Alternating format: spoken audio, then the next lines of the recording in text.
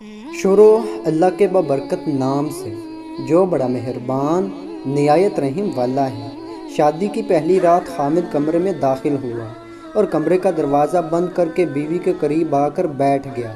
سب سے پہلے اس نے اپنی بیوی کو سلام کیا، اس کے بعد 5000 حق مہر دینے لگا۔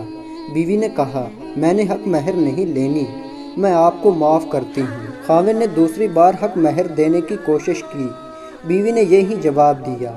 پھر خاوند نے تیسری بار حق مہر دینے کی کوشش کی، بیوی نے پھر وہی جواب دیا۔ خاوند نے وہ پیسے اپنے بٹوے میں رکھ دیے اور چند منٹوں کے لیے سوچوں میں گم ہو گیا کہ کتنی توکل والی اور وفا والی بیوی ہے جو پیسوں سے زیادہ مجھے ترجیح دے رہی ہے۔ اس کے بعد خاوند نے منہ دکھائی کے لیے بیوی کو 5000 دیے، بیوی نے منہ نہ دکھایا۔ پھر خاوند نے 10000 دیے، بیوی نے منہ نہ دکھایا۔ پھر خاوند نے 15000 دیے، بیوی نے منہ نہ دکھایا۔ پھر خاوند نے 20000 دیے، بیوی نے منہ نہیں دکھایا۔ پھر 25، 30، 40، حتیٰ کہ خاوند نے 50000 دیا، بیوی نے منہ نہ دکھایا۔ خاوند نے تنگ آ کر پورا بٹوا بیوی کے حوالے کر دیا جس کے اندر 1,00,000 روپے تھے، پھر بھی بیوی نے منہ نہیں دکھایا۔ خاوند نے بیوی سے کہا، آپ کو اور کیا چاہیے؟ بیوی نے کہا، ایک وعدہ۔ خاوند نے کہا، کون سا وعدہ؟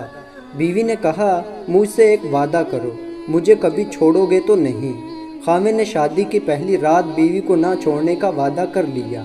یہ لڑکی کوئی عام لڑکی نہیں تھی بلکہ اس نے ایم اے اردو کر رکھا تھا اور اس کے والدین نے داماد سے ضمانت کے طور پر 5 لاکھ یا 10 لاکھ بھی نہیں لکھوایا تھا۔ ایسی عورتیں نصیب والے مردوں کو ملتی ہیں جو صرف خامد سے پیار کرتی ہیں، ان کی نظر میں پیسوں کی کوئی اہمیت نہیں ہوتی۔ ایسی بیویاں معاشرے کے لیے رول ماڈل ہیں جن کی وجہ سے ہمارا معاشرہ چل رہا ہے۔ چاہت خلوص کی کچھ کمی نہ تھی، کم شناس لوگ دولت پر مر گئے۔ اللہ تعالیٰ سب بیٹیوں کے نصیب اچھے کرے، آمین ثم آمین۔